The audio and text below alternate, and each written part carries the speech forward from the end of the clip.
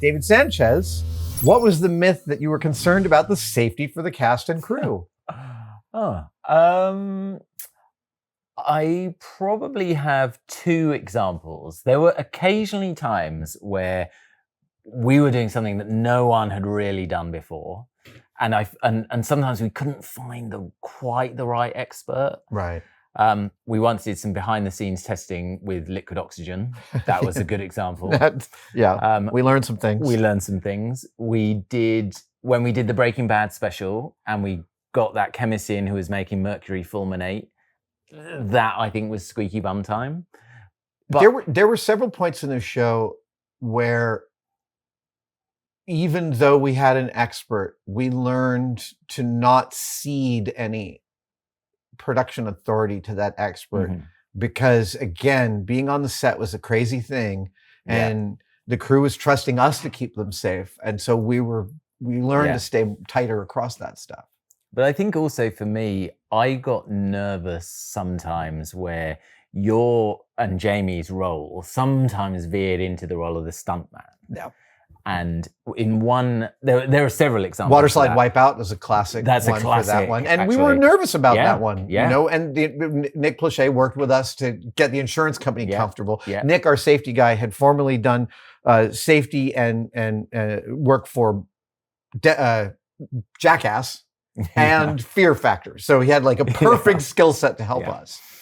And he had a story. He was a story trumper, wasn't he? Everything he had always done. Well, he's a third generation stuntman. Yeah. Rock Hudson would come to his house with like a bottle of champagne every Christmas because his dad was Rock Hudson's stunt double. Like you can't compete with those kind of stories. No, that is true. But what was the story you were? It was Jamie's water cycle across the water. The motorcycle, skimming across the top of the water. Yeah, I just really thought he would. Yeah, he wanted to do the story. Yeah. We had a stunt guy who was doing it. Yeah. But Jamie really wanted to do it, and he's probably been riding a motorbike for 250 years. You're totally right. But it was when that moment where the myth would only work if he was going at speed. So there was no. It was all or nothing. There was not a gentle way. You can't creep up on this story, and the problem is. Even in the water, a hard stop is a hard stop and can cause real damage. Yeah. And I think he had to drive along the beach at maybe 60. Was it possibly faster than that? There was a thing that you couldn't come down to the water from the beach because the angle transition was too much. You had to come across it in an arc, and that was intense. That was intense. And that was one of the times we talked about the weird production model, but that was the time where I had a live feed of what was happening because that I found stressful. I just remember the deep pleasure in watching Jamie faceplant over and over and over again into the water. It was super fun. It was. For me and Jamie, and I think Jamie was aligned with me at the time, Underwater Car was the one that spooked us. And it wasn't, just to be clear, we had done Underwater Car where we'd sunk a car in a pool upright, but then had learned that most cars go upside down. So we built a rig of a barge where you could pull the car off and it would go upside down and then not sink to the bottom of this 40-foot deep leg, but stay at the surface with barrels and ropes that we had. The amount of things that had to go right were such that neither Jamie nor I relaxed until that story was completed. I remember. I agree. That is another one. It was where you guys were in harm's way. That was difficult. And each of those, for me, Underwater Car was the one where I learned, like, I don't panic. I can stop panicking under pressure, and that can save my life. I don't ever want to be in this position again. Like, I really understood what a stunt person's true job is. I really think I got to glimpse above the clouds and see, this is not me. What the amount of fear and control they deal with and have to exert is super intense.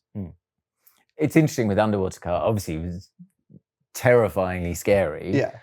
But going back to almost to the favorite myth question, it's not my favorite myth, but I think we did a really amazing sort of public service. And then we heard that story about someone who did save. It's actually, I've gotten, I think, 6 over the years. There's a trucker in Long Beach who drove off the end of it. He had a blackout, drove off the end of a pier, woke up underwater, and his cab was filling. And he's like, I can't open the door. Wait, I remember MythBusters. And then he opened the air vent above him and let the cab fill with water, opened the door, swam out, and emailed us. There were 2 cops in Northern Europe that went off the road in the winter, and the partner realized, we got to smash this window immediately, and he smashed the window and dragged his partner out. Yeah, that is the one story that has, I think, saved maybe half a dozen lives. Yeah, amazing. Yeah. Thanks for watching that video. Your support allows us to make more of this great content. And if you'd like to help us further, help tested.merch.com? Tested-store.com. Tested-store.com. Head over to our merch store, Tested. What is it? Tested-store.com. Tested-store.com. Head over to our store at tested-store.com. I can't even read what I wrote. Tested dash. Hyphen dash and dash. There we go. I had to start that again. All right, here we go. Tested-store.com. Tested-store.com.